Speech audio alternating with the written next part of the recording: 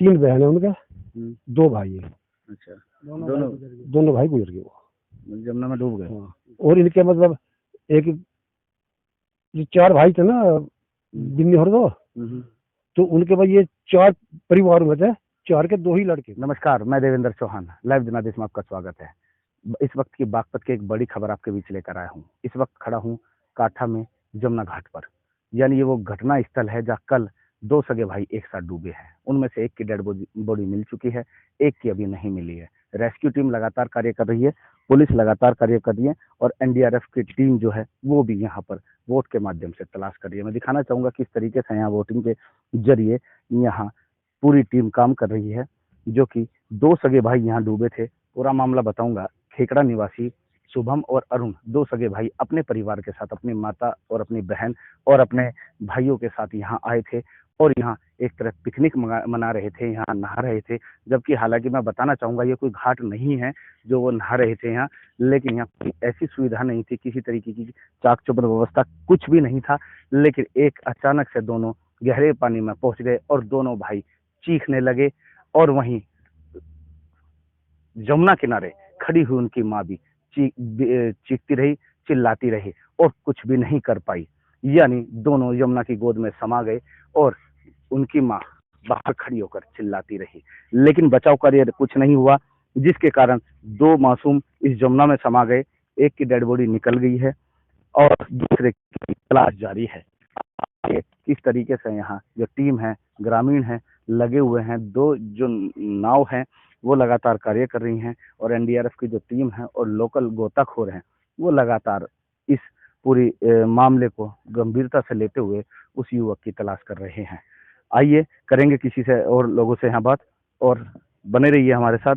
और सबसे महत्वपूर्ण ये है कि हमेशा जीवन एक अनमोल है, इसको अपने तरीके से जिए, यानी खतरा मोल ना ले। हमारा एक संदेश भी आप लोगों के लिए है, क्योंकि आज पूरा परिवार वो सदमे में है।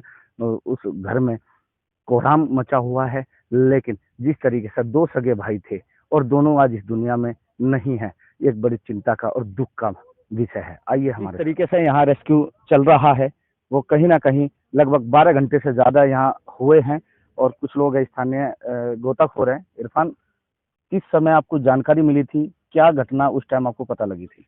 भाई साहब, मैं इरफान गोताखोर बोल रहा हूँ बागपत से, और मेरी टीम के बंदे मेरे साथ आए हैं सारे, और पुलिस प्रशासन भी मौके पर आया और हमने यहाँ प्रयास जारी किया। तो हमें डेड बॉडी शिवम धामा की बरामद हुई करीबन लगभग 6:30 बजे शाम के। अच्छा, ये घटना किस समय की थी जब आपको पता लगा? ये घटना थी करीबन कोई 3 के आसपास की। अच्छा, यानी लगभग 4 घंटे में जी डेड बॉडी बाहर निकाल पाए आप लोग? 3-4 घंटे में डेड बॉडी बाहर निकाल दी हमने। एनडीआरएफ और बागपत के पीएस जो है फोर्स है और पुलिस प्रशासन है और हम बागपत के गोताखोर हैं सारे। आप यमुना नदी में बड़े हो, आप यमुना नदी में बड़े हो, डेड बॉडी आपने निकाली भी है कल जी शाम जी। अब तक क्या देखने को मिला या क्या स्थिति है पानी की? अगर बात करें पानी की स्थिति है सर, पानी तो थोड़ा कम है जमुना का, मगर ये अंदाजा लगा नहीं पा रहे कि डेड बॉडी गई किस तरफ और किस तरफ जा रही है, किस तरफ कहाँ है। मेहनत में कमी नहीं छोड़ रहे, प्रयास जारी है। और बस सबसे बड़ा मलाल यही है जी, 2 बच्चे थे, दोनों घर का चिराग बुझ गया। घर का चिराग बुझ गया, एक बहुत बड़ी बात है। दादा, क्या समझते हैं जिस तरीके से घटना हुई? दुख की बात तो है ही जी।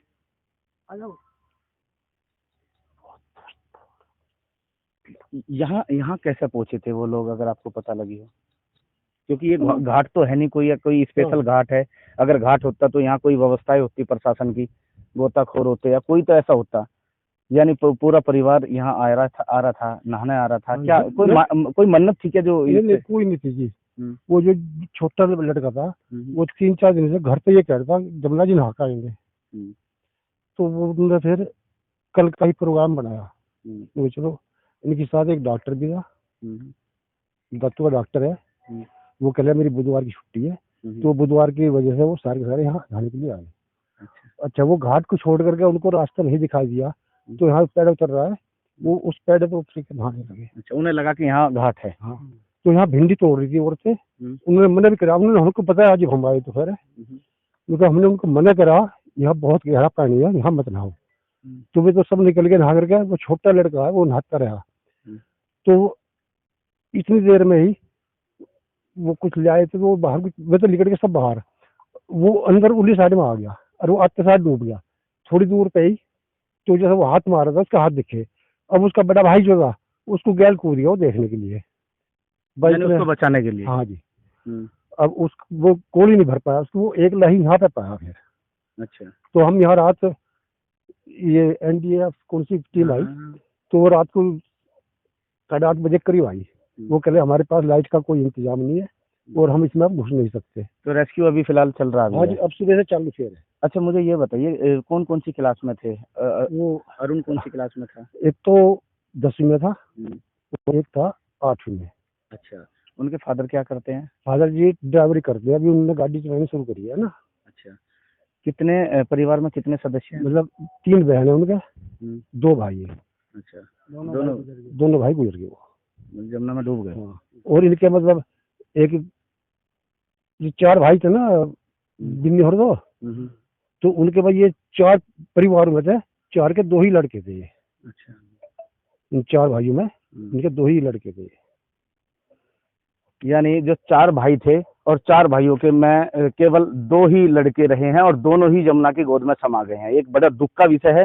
यहाँ बात करें, चाक चुभन व्यवस्थाओं के बीच एनडीआरएफ की टीम, लोकल गोताखोर और जितने तमाम यहाँ स्थानीय लोग लगे हुए हैं और कल से ही बस दुआ मना रहे हैं कि एक जो युवक है उसकी डेड बॉडी मिल गई, दूसरे की नहीं मिल पाई है। उसके लगातार तलाश की जा रही है और एक कहीं ना कहीं पूरे परिवार में कोहराम का माहौल बना हुआ है। जिस तरीके से दोनों भाई, 2 भाई थे सगे और दोनों ही डूब गए। और सबसे बड़ी बात अगर करें तो पूरे परिवार के सामने वो डूबे हैं। यानी जिस तरीके से वो चीख पुकार कर रहे होंगे, परिवार बाहर खड़ा होकर चीख पुकार कर रहा था, लेकिन कोई शायद सुनने वाला नहीं था, क्योंकि यहाँ कोई स्पेशल कोई घाट नहीं है। लेकिन कहावत है कि जहां लिखी है इंसान वहीं पहुंचता है। अब देखने वाली बात यह होगी कि वो जो दूसरा जो युवक है उसकी डेड बॉडी कब तक मिलती है, कब तक पूरी तलाश जो जारी है वो कब तक पूरी होती है, ये वक्त बताएगा। कैमरा चौकी के साथ मैं देवेंद्र चौहान, बागपत।